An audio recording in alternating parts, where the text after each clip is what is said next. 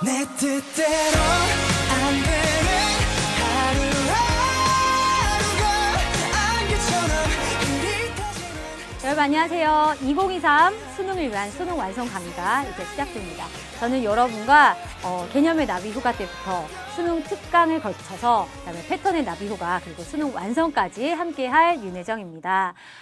여기에는요 우리 학생들 중에서 이제 수능 완성이 열렸다고 하니까 궁금하죠. OT를 보려고 왔으나 아직 수특을 다 끝내지 못한 학생들이 있을 수 있습니다. 괜찮아. 아직은 6월이거든. 자, 6월 지금 한 10일 정도가 됐는데요. 자, 지금까지는 수특을 끝내지 못했어도 괜찮지만 7월이 되면요. 수특은 이제 마무리를 해야 됩니다. 자, 수능 완성은 여러분이 여름방학 때부터 시작해서 그다음에 9월 모평 전까지 끝내면 가장 좋은 교재라고 볼 수가 있어요. 자, 그래서 지금 아직 수특을 못 끝냈다면 마무리를 제대로 잘 하고 마음 급해하지 말고요. 지금 공부하고 있는 거 제대로 하고 그 다음에 수능 완성으로 오면 된다는 얘기를 해주고 싶고요.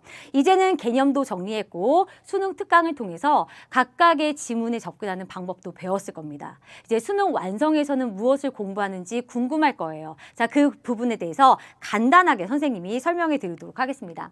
자, 올바른 수능 국어 3단계 공부법이라는 얘기를 선생님이 계속해서 해오고 있습니다. 선생님은 그렇게 생각해요. 먼저 첫 번째로 국어에도 개념이 있어. 개념으로 시작해야 한다라는 얘기를 많이 하는데 개념이라는 것은 어떤 표현법에 관련된 용어들을 말하는 것이 아닙니다.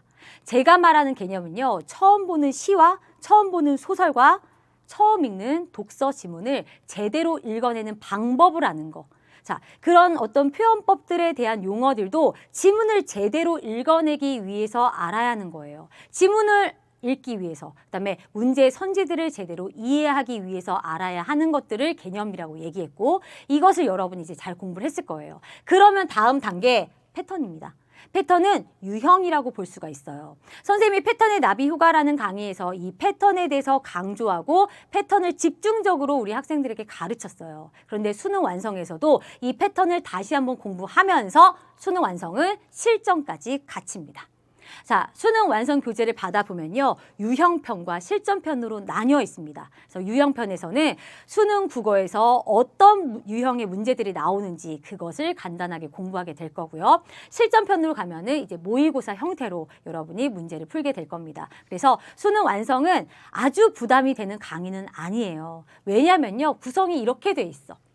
유형편과 실전편으로 나뉘어 있는데 유형편은 화작과 언매를 선택하는 학생들은 교재가 다릅니다. 자, 그렇지만 독서와 문학 강의는 똑같아요. 그래서 유형편은 7개의 강의를 통해서 어떤 식의 문제 유형이 있는지를 꼼꼼히 배우게 될 거고요. 그 다음에 이런 유형 정리를 하고서 실전편으로 가면요. 실전 모의고사 몇 회 분량? 5회 분량이 있습니다. 자, 실전 모의고사 5회 분량을 선생님이 각각의 회차별로 6강씩 투자해서 여러분에게 모든 지문과 모든 문제와 모든 선지들을 하나씩 꼼꼼히 여러분과 같이 점검해보고 읽어보는 그런 수업이 될 거예요.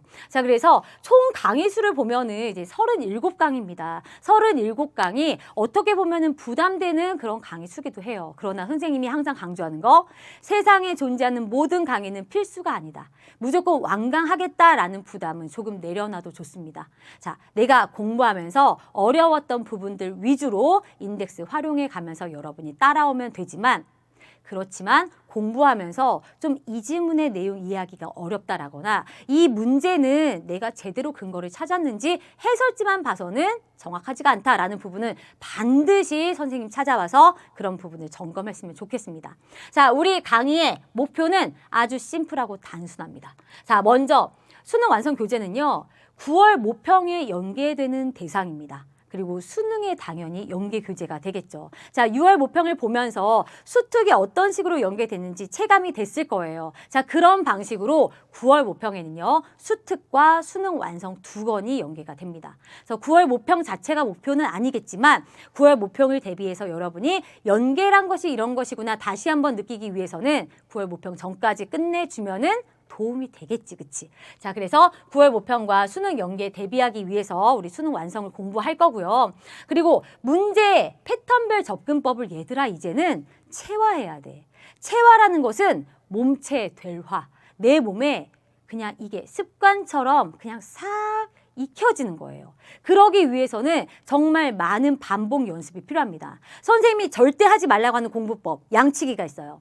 국어 공부 시작하면서 문제풀이로 시작해서 많이 풀어보고 수능 시험장 가는 거 제일 경계해야 되는 국어 방법이야. 그러나 여름방학을 지난 시점부터는 여러분 어느 정도 문제 양을 늘리면서 실전 연습을 해가야 되거든요. 그러기 위해서는 문제 유형별로 내가 어떻게 접근해야 하는지 그것을 알고 많은 양의 문제를 가지고 연습하면서 체화가 이루어지는 거야. 아셨죠? 자, 수능 완성은 그러기 위한 첫 걸음이라 생각하면 돼요. 또 지문에서 출제 패턴을 읽어내는 거. 사실 이거는요. 선생님이랑 개념의 나비 효과랑 그다음에 수능 특강에서 했던 작업이지만 자, 아직 기회가 있습니다. 아직 처음 보는 지문을 잘 읽어내지 못하는 학생들을 위해서 선생님은 수능 완성 교재에 실려있는 모든 지문들을 꼼꼼히 이런 부분을 읽었어야 돼. 이런 부분이 이런 문제와 연결이 되는 거야. 라는 거 짚어드리도록 하겠습니다. 자, 그리고 시간 단축이 이제 큰 과제로 다가오죠? 맞습니다. 여름방학 때부터는요, 이제 시간 단축 연습도 해 가야 됩니다. 이게 문제풀이 양을 늘리면서 여러분 시간 단축도 어느 정도 이루어지는데 그냥 빨리 푸는 방법으로 시간 단축할 수가 없어요. 알았죠? 내가 빨리 푼다는 것은 사고할 시간을 더 줄인다는 것인데 아니야. 빨리 푸는 방식으로 시간 단축을 하는 것이 아니라 문제 유형별로 전략적으로 접근하는 방법을 알아야 돼요. 그래서 어떤 문제가 나왔을 때 내가 어떤 방식으로 문제에 접근하고 지문을 읽어내야 하는가 그 전략을 알고 그 전략을 내 몸에 익숙하게 체화시키는 거. 그게 바로 시간 단축의 방법이 되는 겁니다. 자, 그러한 시간 단축 연습을 수능 완성에서 여러분이 하게 될 겁니다. 자, 그리고 선생님이 지금 이렇게 OT 강의를 하고 있는 이 시점이 수능이 딱 160일 남았습니다. 근데 여러분 이제 기말고사 준비도 해야 되잖아요. 여름방학이 되잖아. 그럼 여러분이 이 강의를 보게 될 시점은요. 160일에서 조금 더 줄어 있겠죠. 그치? 자, 그렇지만 조급해할 필요 없습니다. 그 시간은요. 이제까지의 그런 160일과 앞으로의 160일의 공부 효율은 정말 다릅니다. 이제까지 내가 쌓아온 것들이 여러분 안에서 이제 눈으로 보이도록 그렇게 드러나게 될 거예요. 자, 이 160일 동안에 올바른 방법으로 공부하고 정말 효율적으로 집중해서 공부를 한다면 나의 최고의 국어 성적은 수능날 터질 것이다 라는 믿음을 가지고 여러분과 같이 수능 완성 공부했으면 좋겠습니다. 자, 열심히 노력해 보겠다는 후회 없이 내가 노력해 보겠다는 그런 다짐이 있다면요. 선생님 기다리고 있을게요. 수능 완성 1강부터 해서 모든 강의를 완강하지 않아도 되지만 정말 선생님이 가르쳐주고 싶은 거 여러분이 배워야 할 것을 잘 얻어갈 수 있는 그런 강의로 준비하고 선생님은 1강에서 기다리고 있겠습니다. 여러분 수능 완성 1강에서 만나요. 그때로